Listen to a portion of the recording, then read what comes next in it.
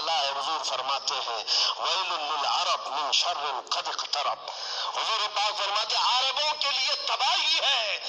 کہ ان قریب وہ ایک ایسی برائی کی طرف جائیں گے جو ان کو جہنم میں لے جائے گی، عربوں کے لیے۔ اور حضور صلی اللہ علیہ وسلم نے یہ بھی فرمایا، حدیث پاک ہے، قیامت اس وقت تک نہیں آئے گی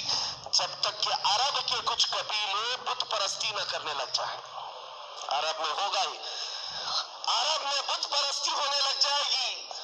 مشرکین وہاں پیدا ہو جائیں گے۔ یہ حدیث میں 1400 سال پہلے میرے آقا نے فرمایا۔ تو تم کبھی ان کو جبے کبوں میں دیکھ کر، پوجا پاٹ کو دیکھ کر یہ مت سمجھنا اسلام فلیکسیبل ہے، اسلام میں سب کچھ ہو سکتا ہے۔